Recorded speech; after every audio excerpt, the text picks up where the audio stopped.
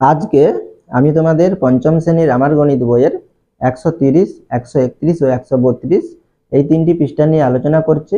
তোমরা যারা চ্যানেলে নতুন অবশ্যই চ্যানেলটিকে সাবস্ক্রাইব করে নিও এবং যারা আগে থেকে সাবস্ক্রাইব করে রেখেছো তাদেরকে অসংখ্য ধন্যবাদ। সারি ও স্তম্ভে সমান সংখ্যায় দাঁড়ায়। তাহলে সারি বলতে কি দেখো, তাহলে অনুভূমিক বরাবর এখানে একটি দেখো সরল রেখাংশ আঁকা রয়েছে, একে আমরা কি বলবো সারি। আর লম্ব বরাবর এখানে একটি দেখো সরল রেখাংশ আঁকা রয়েছে, একে আমরা কি বলবো স্তম্ভ বলবো। আমরা আজ মাঠে বিভিন্ন সারিতে দাঁড়িয়ে নানা রকম সজ্জা তৈরি করব। আমার বন্ধুরা মাঠে এলোমেলো ভাবে যেমন খুশি খেলছে। আমরা ঠিক করলাম যে কতগুলো দল গড়ে নতুন খেলা খেলবো। দেখলাম মাঠে 16 জন আছে। আমার বন্ধু রামু বলল প্রথমে বর্গাকারে দাঁড়াই, তারপর বিভিন্ন দল তৈরি করি। তাহলে এখানে তোমাদের কতজন আছো? 16 জন আছে। তাহলে এখানে রামু কি বলেছে দেখো, প্রথমে কিসে দাঁড়াবে? বর্গাকারে দাঁড়াবে। তাহলে বর্গাকার মানে কি, যতগুলো সারি থাকবে প্রতি সারিতে ততজন করে থাকবে। অর্থাৎ আমাদের যদি 3টি সারি থাকে, ঠিক আছে, তাহলে প্রতি সারিতে কজন করে থাকবে? 3 জন করে থাকবে। আর আমাদের যদি 4টি সারি থাকে তাহলে প্রতি সারিতে কজন করে থাকবে? 4 জন করে থাকবে। আর যদি আমাদের 5টি সারি হয় তাহলে কি হবে? প্রতি সারিতে 5 জন করে থাকবে। সেটা হচ্ছে কি বর্গাকারে দাঁড়ানো, ঠিক আছে। তাহলে এখানে দেখো আমরা দাঁড়ালাম, তাহলে তোমরা কিভাবে দাঁড়িয়েছে দেখো। তাহলে এখানে দেখো কটি সারি আছে, এটা সারি, তাহলে কটি সারিতে দাঁড়িয়েছো? 1 2 3 4 5 6 7 8, 8টি সারিতে দাঁড়িয়েছো। আর স্তম্ভে কজন আছো? 2 জন। অর্থাৎ প্রতি সারিতে তোমরা 2 জন করে আছো। তাহলে এটা কি সমান হচ্ছে? সমান কিন্তু হচ্ছে না। তাহলে সারির সংখ্যা 1 আর এখানে আমাদের স্তম্ভের সংখ্যা কি আলাদা, তাহলে এটা আমাদের বর্গাকারে হচ্ছে না। সেটাই বলেছে দেখো। রামু বলল সামনের দিকে প্রথম সারিতে 8 জন, কিন্তু পাশাপাশি প্রথম সারিতে যাকে আমরা স্তম্ভ বলি 2 জন। তাহলে এদিকে 8 জন, এদিকে 2 জন, তাহলে তো বর্গাকারে দাঁড়াতে পারলাম না। তাহলে এটা আমাদের বর্গাকারে দাঁড়ানো হয়নি। এরপরে দেখো কিভাবে সারি ও স্তম্ভ সমান সংখ্যায় দাঁড়াবো। তাহলে এখানে দেখো ছবি দিয়ে তোমাদের দেখিয়েছি। তাহলে এখানে দেখো এই 4 জন আর এখানে 4 জন, মানে এখানে 4টি সারি আর এখানে কত? 2 জন করে আছে। তাহলে এখানে আমরা এইটা যদি এই 4টি সারি আর এই 2 জন করে আমরা যদি এটা উপরে নেই তাহলে আমাদের কি ছবিটি হবে? এইভাবে ছবিটি হবে। তাহলে 4টি সারি হবে আর প্রতি সারিতে কজন করে হবে? 4 জন করে হবে। তাহলে এটা আমাদের কি হবে? বর্গাকারে দাঁড়ানো হবে। সেটাই বলেছে দেখো। এবার সারিতে 4 জন ও স্তম্ভে কত? 4 জন দাঁড়িয়েছে। তাহলে এটা কি হচ্ছে? আমাদের বর্গাকারে দাঁড়ানো হয়েছে। সেটাই বলেছে দেখো। তাই দৈর্ঘ্যের দিকে 4 জন, তাহলে দৈর্ঘ্যের দিকে 4 জন ও প্রস্থের দিকে কত? 4 জন দাঁড়িয়েছে। তাহলে মোট কতজন দাঁড়িয়েছো? তাহলে আমরা 4 কে কত দিয়ে গুণ করবো? 4 দিয়ে গুণ করবো। তাহলে 4 গুণিতক 4 জন সমান কতজন হবে? 16 জন হবে। এবার দেখো, এবার আমরা 4টি দলে ভাগ হয়ে গেলাম, প্রত্যেকে অনেকগুলো বোতাম নিয়ে নানা রকম বর্গ তৈরি করলাম। এরপরে পরবর্তী পৃষ্ঠাটি দেখো। তাহলে এখানে দেখো, তাহলে কি বলেছে? প্রথম দল নিল 9টি বোতাম। তাহলে প্রথম দল কটি বোতাম নিয়েছে? 9টি বোতাম নিয়েছে। আর 9টি বোতামকে কিভাবে সাজিয়েছে দেখো। তাহলে সারির দিকে কটি রেখেছে? 3টি। আর স্তম্ভের দিকে কটি রেখেছে? 3টি। তাহলে এখানে দেখো এখানে 3টি, এখানে 3টি, এখানে 3টি। আর সারিও কটি? 3টি। তাহলে এটা আমাদের কি হচ্ছে বলে দেখি। তাহলে বর্গাকারে সাজানো হয়েছে। তাহলে সারিতে পেলাম তাহলে কটি বোতাম? 3টি বোতাম। তাহলে এখানে আমরা কি লিখবো? 3 লিখবো। আর স্তম্ভে পেলাম কটি বোতাম? 3টি। তাহলে এখানে আমরা 3 লিখবো। তাহলে 3টি বোতাম। তাহলে অতএব বর্গাকারে সাজাতে পেরেছি। তাহলে এখানে দেখো 9 সমান আমরা কি লিখবো? তাহলে 3 গুণিতক কত? 3। তাহলে এখানে আমরা কি লিখবো? 3 গুণিতক 3। তাহলে 3 3 9। দ্বিতীয় দল 12টি বোতাম নিল। তাহলে দ্বিতীয় দল কটি বোতাম নিয়েছে? 12টি বোতাম নিয়েছে। তাহলে এখানে দেখো সারিতে কটি বোতাম রেখেছে? 3টি। আর স্তম্ভে কটি রেখেছে? 4টি। তাহলে এটা কি বর্গাকারে হয়েছে? বর্গাকার হয়নি। এদিকে 4 আছে, এদিকে কটি আছে? 3টি আছে। তাহলে এটা আমাদের বর্গাকার হয়নি। তাহলে এখানে আমরা কি লিখবো? সারিতে ড্যাশটি, তাহলে কটি বোতাম? 3টি। তাহলে এখানে 3টি লিখবো। স্তম্ভে কটি? 4টি। তাহলে এখানে আমরা 4 লিখবো। এরপরে দেখো এটা আবার এটাকে ঘুরিয়ে দিয়েছে। তাহলে এখানে আমাদের সারিতে কটি বোতাম নিয়েছে? 4টি বোতাম। আর স্তম্ভে কটি নিয়েছে? 3টি বোতাম। তাহলে এটা কি আমাদের কি হচ্ছে? 4টি সারি আর স্তম্ভে কটি হচ্ছে? 3টি করে। তাহলে এটা কি বর্গাকারে হয়েছে? এটা কিন্তু বর্গাকারে হয়নি। তাহলে এখানে আমরা কি লিখবো? সারিতে কটি? 4টি। আর স্তম্ভে কটি? 3টি। তাহলে স্তম্ভে 3টি। অতএব স্তম্ভ সারি সমান হচ্ছে না। তাহলে এখানে আমাদের সমান হচ্ছে না, তাই বর্গাকারে সাজাতে পারলাম না। তাহলে এখানে আমরা 12কে কি করতে পারলাম না? বর্গাকারে সাজাতে পারলাম না। এবারে তৃতীয় দল 36টি বোতাম নিল। কটি বোতাম নিয়েছে? 36টি বোতাম নিয়েছে। তারা কিভাবে সাজিয়েছে দেখো। তাহলে সারির দিকে 6টি আর স্তম্ভের দিকে 6টি। তাহলে 6 6 কত? 36টি হবে। তাহলে এটা কি আমাদের বর্গাকারে সাজানো হয়েছে। তাহলে এখানে দেখো তোমাদের কোষে দেওয়া আছে সারিতে 6টি ও স্তম্ভে কটি? 6টি। তাহলে সারিতে 6টি আছে, স্তম্ভে 6টি। তাহলে অতএব কি হবে? তাহলে 6 গুণিতক 6, তাহলে 6 6 কত হবে? 36। তাহলে 36 পেলাম। তাহলে এটা আমাদের বর্গাকারে সাজানো হয়েছে। এরপরে দেখো চতুর্থ দল ভাবলো এমন একটা বর্গ তৈরি করব যার সারিতে 5টি বোতাম থাকবে। তাহলে এখানে এরা একটা কি তৈরি করবে, তাহলে বর্গাকার তৈরি করবে যার সারি কটি থাকবে 5টি। তাহলে এখানে আমাদের সারি কটি থাকবে, 5টি থাকবে।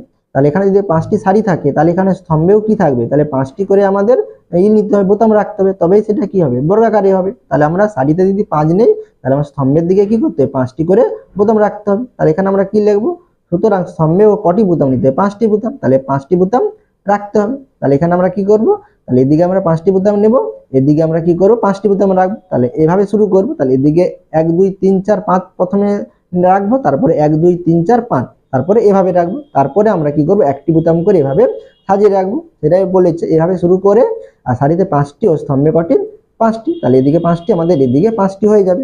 তাহলে এটা আমাদের তৈরি করতে তাহলে কতগুলো বোতাম লাগবে, তাহলে আমাদের এখানে কত, 5 5 এ 25টি বোতাম লাগবে, সেটাই বলেছে দেখো। অতএব 5 গুণিত 5টি সমান কত, 25টি বোতাম পেলাম, অর্থাৎ তোমাদের 25টি বোতাম নিতে হবে। এরপরে পরবর্তী পৃষ্ঠাটি দেখো। তাহলে এখানে কি বলেছে দেখো, বোতাম না সাজিয়ে বর্গ করে কি পাই দেখি। তাহলে এখন আমরা কি করব, বোতাম নিয়ে আমরা দেখব না, আমরা সরাসরি কি অঙ্কের মাধ্যমে আমরা নির্ণয় করব বর্গ, ঠিক আছে, বর্গ কি করে পাবো। তাহলে এখানে কি বলেছে, যে বর্গের সারি কত 7, তাহলে যে বর্গের সারি 7 বলতে কি, তাহলে এখানে আমাদের যদি 7টি কি হয় সারি থাকে, 1 2 3 4 5 6 7, 7টি সারি থাকলে তাহলে এখানে আমাদের কটি করে স্তম্ভে থাকবে, 7টি করেই থাকবে। তাহলে কি হবে, 7 7 কত হবে 49। তাহলে যে বর্গের সারি সমান 7 হয় তাহলে তার বর্গ কত হবে, তাহলে এখানে আমরা 7-এর সঙ্গে কি করব, 7 গুণ করব। সেই জন্য বলেছি দেখো তার বর্গ, তার বর্গ মানে কি 7-এর বর্গ। তাহলে 7-এর বর্গ কত হবে, তাহলে আমরা 7 গুণিতক কত লিখবো, 7 লিখবো। সেই জন্য লেখা আছে দেখো 7 গুণিতক 7, তাহলে কত হবে 49 হবে। এখানে যদি বলতে 5-এর বর্গ তাহলে কত হবে, 5 5 এ 25। এখানে যদি 8-এর বর্গ বলে তাহলে কি হবে, 28 64। তাহলে এখানে দেখো কি বলেছে, 49কে 7-এর বর্গ বলবো। তাহলে 49 কার বর্গ, 7-এর বর্গ, কারণ হচ্ছে এখানে দুটো 7-এর গুণফল কত 49, সেই জন্য এখানে বলেছে কি 49কে 7-এর বর্গ বলবো। অর্থাৎ 49কে, তাহলে এখানে কিভাবে লিখেছে দেখো, 7-এর উপরে 2 বলবো। তাহলে এখানে 7-এর বর্গকে আমরা যদি সংক্ষেপে প্রকাশ করি তাহলে আমরা কিভাবে লিখবো, তাহলে প্রথমে 7 লিখবো। তাহলে এখানে কটি 7-এর গুণফল, দুটি 7-এর গুণফল, তাহলে এখানে আমরা উপরে কত লিখবো, 2 লিখবো। তাহলে এটাকে আমরা কি বলতে পারি, 7-এর বর্গ বলতে পারি। এছাড়া আমরা কি বলতে পারি, তাহলে এখানে দেখো 7 আছে, এখানে 2 আছে, তাহলে আমরা যদি বলি কি বলবো, 7-এর টু দি পাওয়ার 2, অর্থাৎ আমাদের ভালো করে বললে কি হবে, 7 টু দি পাওয়ার 2, ঠিক আছে। এবার পাওয়ারটা 2 আছে সেই জন্য 7 টু দি পাওয়ার 2 বলবো। এখানে যদি আমাদের 3 থাকে তখন আমরা কি বলবো, 7 টু দি পাওয়ার 3। 4 থাকলে কি বলবো, তাহলে 7 টু দি পাওয়ার 4। এভাবে তোমাদের পড়তে হবে, ঠিক আছে। তাহলে এখানে আমাদের 2 আছে সেই জন্য আমরা এটাকে কি বলতে পারি, 7-এর বর্গ বলতে পারি, অথবা এটাকে আমরা 7-এর স্কয়ার বলতে পারি।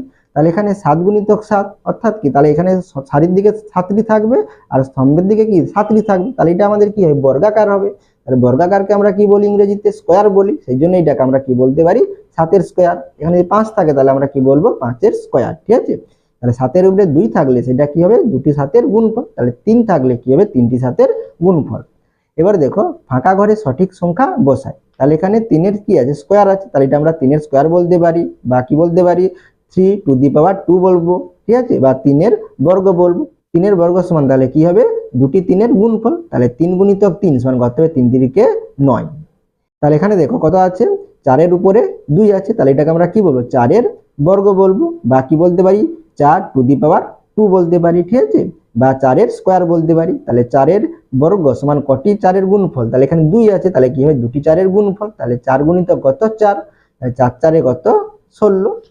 এরপরে দেখো এখানে আমাদের 25 দেওয়া আছে, তাহলে এটি 25টি কার বর্গ সেটা আমাদের বের করতে হবে। তাহলে তোমরা মুখে মুখেই করতে পারবে, 5 5 কত হয় 25 হয়। তাহলে এখানে আমরা কি লিখবো, 5 গুণিতক 5, তাহলে দুটি 5-এর গুণফল।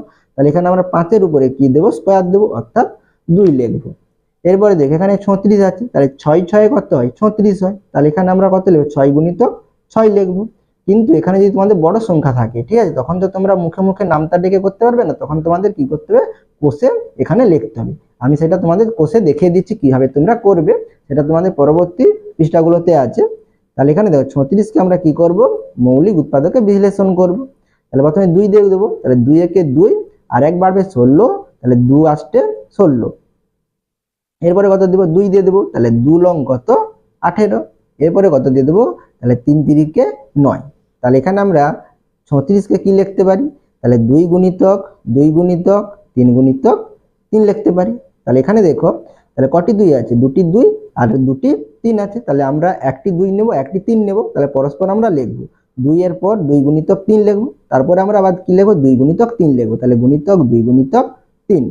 তাহলে প্রথমে আমরা এইটা গুণ করব, তারপরে এইটা গুণ করব, তাহলে 2 3 কত 6, তাহলে এখানে 6 লিখলাম, গুণিতক 2 3 কত 6, তাহলে এখানে দেখো 6 গুণিতক 6, তাহলে 6 গুণিতক 6 মানে কি লিখতে পারি, তাহলে দুটি 6 এর গুণফল, তাহলে 6 এর কি লিখবো স্কয়ার লিখবো, তাহলে এখানে দেখো তাহলে 6 6 কত 36 হচ্ছে, তাহলে এখানে আমরা কি লিখবো 6 6 36, আর এখানে কি দেব 6 এর স্কয়ার। আমি একটু বড় সংখ্যা দিয়ে তোমাদের দেখিয়ে দিচ্ছি, একবার দেখে নাও তোমাদের বোঝার সুবিধার জন্য। তাহলে এখানে আমি 100 কত দিলাম 44 দিলাম, তাহলে এটা আমরা কত দিয়ে উৎপাদক বিশ্লেষণ করে প্রথমে 2 দেব, তাহলে 2 সাথে কত 14, মানে 2 দুগুণে 4, আবার কত দিয়ে দেবো 2 দিয়ে দেবো, তাহলে 2 3 কত 6, 1 বাড়বে 12, তাহলে কত 2 6 12, এরপর আবার 2 দিয়ে দেবো, তাহলে কত হবে, তাহলে 2 একে 2 2 8 16, এবারে কত দেবো 2 দিয়ে, তাহলে 2 লং 18 আর 3 3 9। তাহলে এটাকে আমরা কি লিখতে পারি দেখো 144 সমান, আমি দেখে দিচ্ছি 144 সমান, তাহলে কত লিখবো কটি 4 আছে, 4টি 4 আছে আর দুটি 3 আছে, তাহলে 2 গুণিতক 2 গুণিতক 2 গুণিতক 2 গুণিতক 3 গুণিতক 3। তাহলে এখানে 4টি 2 আছে, তাহলে আমরা এখানে প্রথমে কি করব, তাহলে 4টির হাফ নেব, তাহলে প্রথমে দুটি 2 নেব, তাহলে 2 গুণিতক 2 গুণিতক এখানে কটি 3 আছে, দুটি 3, তাহলে একটি 3 নেব, ঠিক আছে, তাহলে হাফ করে নেব, তাহলে 2 গুণিতক 2 গুণিতক 3, তাহলে হাফ নিয়ে নিলাম। এরপরে আবার কি লিখবো, তাহলে আবার কি আছে, তাহলে দুটো 2 একটি 3 বাকি আছে, তাহলে আবার কি লিখবো 2 গুণিতক 2 গুণিতক 3, তাহলে কত হবে 2 দুগুণে 4 4 3, এটা আমরা গুণ করব, এটা আমরা গুণ করব, তাহলে 2 দুগুণে 4 4 3 কত 12, তাহলে 12 গুণিতক কত 12, তাহলে আমাদের দেখো 12 12 চলে আসছে, তাহলে এখানে আমরা কি লিখতে পারি, তাহলে 12 দুটো আছে, তাহলে 12 কি লিখতে পারি স্কয়ার লিখতে পারি, তাহলে 12 গুণিতক 12 সমান কত 144, তাহলে 144 কার বর্গ হবে 12 বর্গ হবে। আশা করি তোমরা এই 3টি পৃষ্ঠার অঙ্ক বুঝতে পেরেছো। তোমরা অবশ্যই চ্যানেলটিকে সাবস্ক্রাইব করে নিও এবং আমার পাশে থাকো।